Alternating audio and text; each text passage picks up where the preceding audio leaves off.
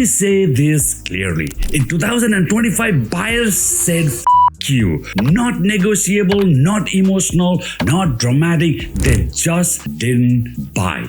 And that single decision, that silence terrified everyone. The governments, the banks, the builders, the investors, and yes, even the realtor community. Because when buyers stop buying, the entire real estate system collapses without even firing a single shot. Today, I'm wearing my angry realtor hat, and today I'm on the buyer's side. Here's how this always goes. When prices go up, everyone's quiet, everyone's rich, everyone is a genius. But when the market corrects, suddenly it's the realtor's fault, it's the government's fault, it's the bank's fault. And even it's CMHC's fault. Let's blame it on the immigrants. Let's blame it on the investors. Apparently, realtors control interest rates, global capital, psychology, immigration, and human behavior. Amazing the amount of credit public gives to realtors when shit hits the fan. Never knew we were this powerful. Ultimately, buyers are adults and they decide what is right and wrong for them.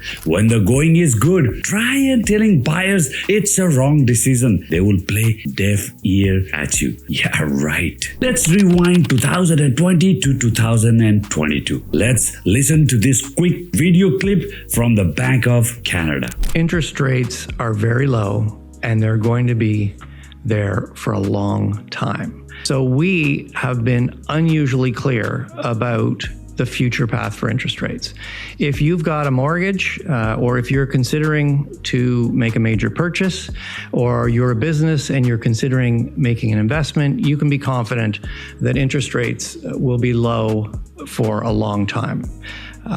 Low interest rates make spending and investment more affordable, and spending and investment will support the recovery. That would be our message to Canadians. That wasn't a whisper. It was a policy not to raise rates for years. Market heard it as free money forever. That's the FOMO, fear of missing out moment. Historical low interest rate. That was the phrase burned into your brain.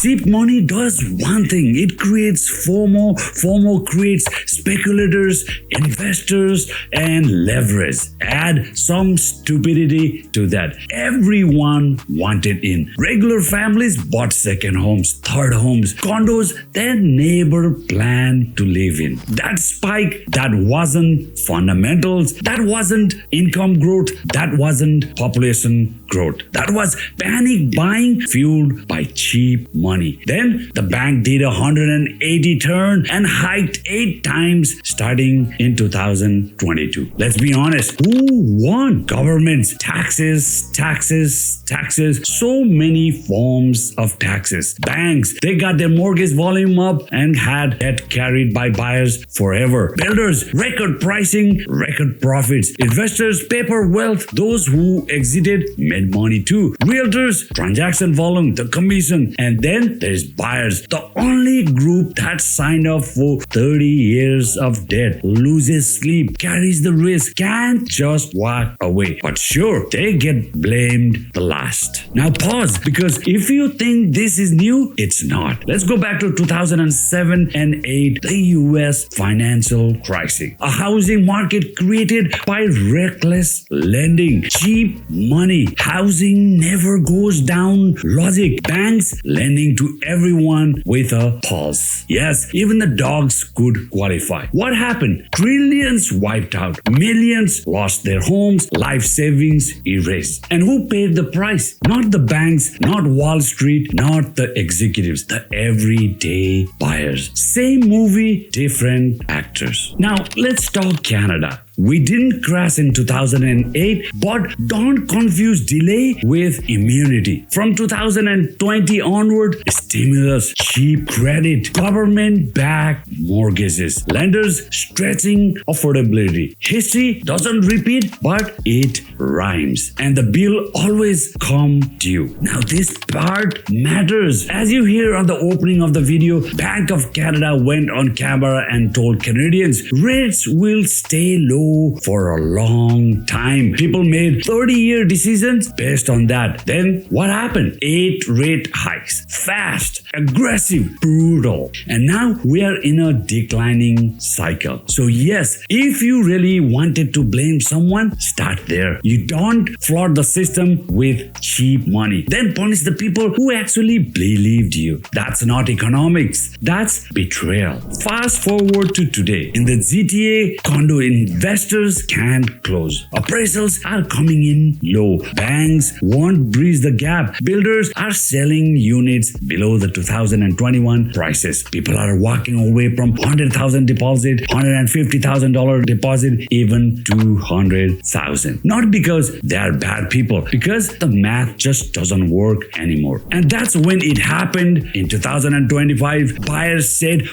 you government, f you builders, f you banks, you realtors. I'm not buying your 500,000 original house from the 1960s for 1.2 million. They didn't protest, they didn't negotiate, they just stopped buying and the market listened. Sellers dreaming of a fat sale are simply crushed. Let's end the debate right now. Government don't set prices. Banks don't set prices. Realtors definitely don't set prices. Buyers do, always have and always will. If buyers don't participate, prices must correct. And that correction, healthy, necessary, and overdue in Canada. In 2026, who wins next? Now, here's where it gets interesting. In 2026, I see upsizers winning. Why? Because math finally works in their favor. Example, townhouse loses 10%, detached loses 10%, same percentage, massive dollar advantage when you are actually moving up. This is the first real upsizing window we've had in 4 years. Smart families will quietly win here. In 2026, yes, supply will be coming. And no, real estate doesn't stop. Life events still happen. Death, divorce, babies, relocation, all these events create real estate inventory. Then you have first-time buyers, but investors, speculators, they won't buy. They actually will sell. That creates additional supply that suppresses prices further down. And honestly, it's a good thing for any buyers thinking of buying in 2026. So here's my question to you, all the buyers that are waiting on the sideline. If you're a buyer in 2026, are you buying or are you waiting? Because now you know the history, you've seen the charts, you understand the cycle. Drop in the comments, are you buying in 2026? Yes or no? I'm Realtor Roshan. Today I am this angry realtor and I stood by the buyers community. Someone that I always care and I'm always concerned for because I am a buyer myself. I have debt, I have mortgages. If this pissed you off, good. Like and subscribe for more contents just like this.